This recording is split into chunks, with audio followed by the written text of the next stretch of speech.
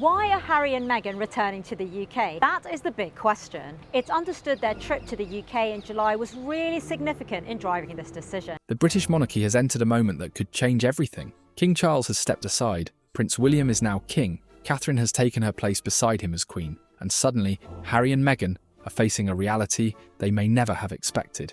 They have to come back to Britain, back into the orbit of the royal family, and back into a monarchy that is no longer controlled by Charles and Camilla, but by William and Catherine. Of course, this is the scenario royal watchers are imagining as speculation around the future of the monarchy intensifies. There has been no confirmed announcement that King Charles is stepping down, but if that day were to come, the consequences for Harry and Meghan could be enormous. Because Harry and Meghan's relationship with the royal family has always been tied to one central question: where do they actually belong? They walked away from official royal duties, moved across the Atlantic, and built a completely different life in California. For years, their relationship with the institution they left behind has remained complicated, but now imagine the palace gates opening to a completely different royal era. William is king, Catherine is queen, George is the future heir, Charlotte and Louis are growing into their own royal roles. And Harry? Harry is suddenly back in Britain, not as the future king, not as a senior working royal, but as the king's younger brother. And that distinction could change everything. When Harry left Britain, his brother was still the Prince of Wales.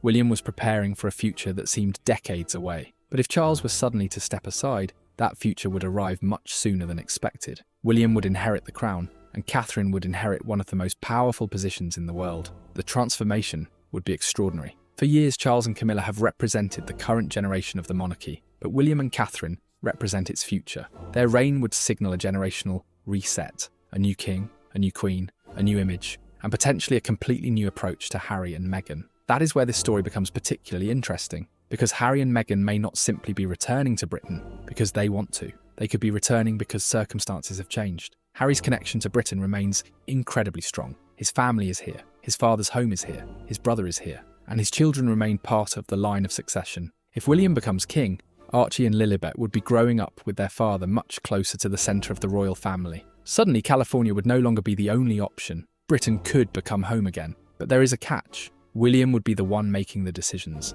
and William and Harry have had one of the most complicated relationships in the modern royal family. The brothers were once inseparable. They grew up together, walked beside each other through some of the most painful moments of their childhood, stood together at royal events, and supported one another. But somewhere along the way, that relationship fractured. Harry's decision to leave royal duties only widened the distance. Now imagine the same two brothers standing inside the palace again, one wearing the crown, the other having returned from America. It would be one of the most extraordinary family dynamics the monarchy has ever witnessed. And then there is Meghan. Meghan's return would be just as significant.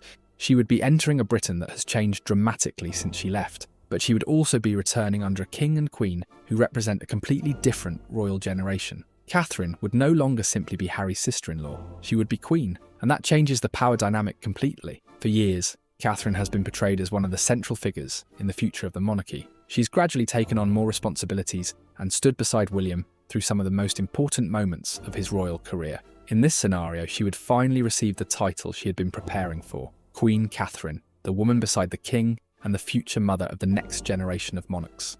Rebuilt. Old wounds would have to be addressed, and Harry and Meghan would have to accept that returning to Britain does not necessarily mean returning to the centre of royal life. Because William would now be king, Catherine would now be queen, and the crown would come first. That could be the biggest adjustment for Harry. He would have to accept that his brother's responsibilities had changed. William would no longer simply be his older brother, he would be the monarch. Every decision would have constitutional consequences. Every public appearance would matter. Every family disagreement could become a national story, and Harry would have to decide whether he could live with that reality. For Meghan, the challenge could be even more complicated. She would be returning to the country where her royal journey began, but under circumstances completely different from the first time. She would no longer be a newly married duchess learning how the institution works. She would be returning as someone who has already experienced life outside the monarchy, and that gives her something she didn't have before: distance. She knows what royal life looks like from the inside. She knows what life outside the institution feels like, and she knows how quickly a private family disagreement can become a global headline. So would Meghan actually want to return? Would Harry? Or would the circumstances surrounding their family make Britain impossible to ignore? That is what makes this hypothetical royal transition so fascinating. Because Charles stepping aside would not simply change the identity of the monarch, It would rearrange the entire royal family. William and Catherine would become the centre. Camilla's role would change. Harry's position would be reconsidered.